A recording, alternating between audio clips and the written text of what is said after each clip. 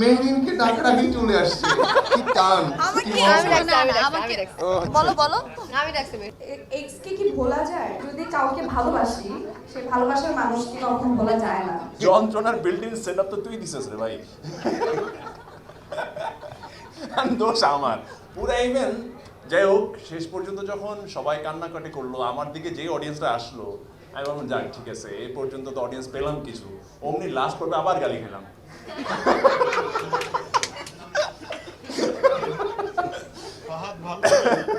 হ্যাঁ, এটাই হয়েছে যে ওই লাস্ট গভর্নমেন্টে মাসুদ ভালো হয় নাই, আর এখানে আমি ভালো হয় না, ফাহাদ ভালো হয় নাই। যাই হোক, অ্যান্ড থ্যাংকস আপনাদের সবাইকে অনেক অনেক থ্যাংক ইউ। মানে থ্যাংকস দিতে চাই এই কারণে, মানে আমাদের প্রথম প্রেস ব্রিফিং আপনারা ছিলেন, লাস্ট প্রেস ব্রিফিং আপনারা ছিলেন, আজকেও আপনারা এসেছেন। হয়তো আমাদের কন্টেন্ট আপনারাও ভালোবেসেছেন বলে আপনাদের এই আগ্রহটা। আমি আসলে খুব বেশি আমাদেরকে নিয়ে বলতে চাই না, আপনারা সবাই বলছেন, আমরা সবাই ফিল করছি আমাদের প্রোডাকশনটা সাকসেস হয়েছে। এই মেরিনকে ডাকার আগেই চলে আসছে। কি টান!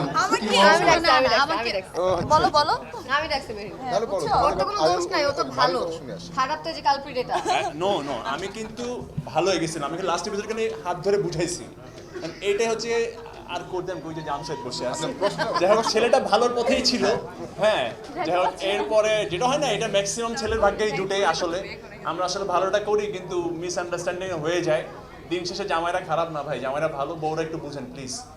না, প্রশ্ন ছিল যে শেষ পর্যন্ত কি ফাহাদ তোমাকে ভালোবাসতে পেরেছে? আপনারা আমাকে বলেন, আচ্ছা, sorry, যদি কোনো একটু দাঁড়াও। ছেলে তার বউকে অ্যাসিওর করে যে সে ঠিকমতো ভালোবাসে, মেয়েরা কখন এরকম করে? আপনিই বলেন। তাইলে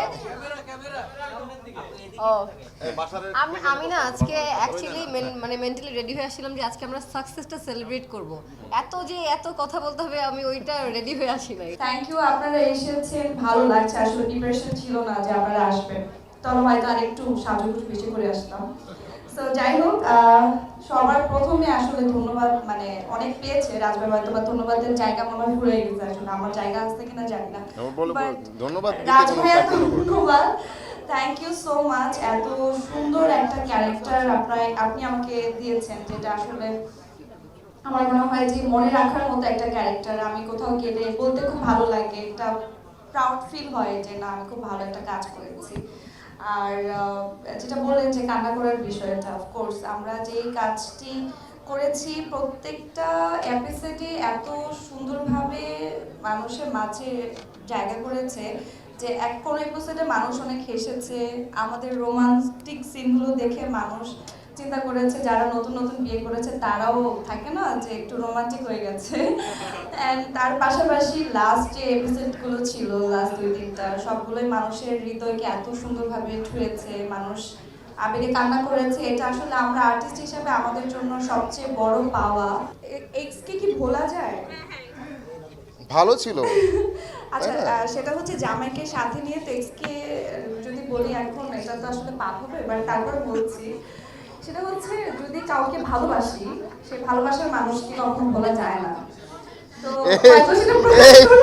এই আর না, ঠিক আছে, এসব মানা যায় না ভাই, এগুলো নিয়ে না বলি।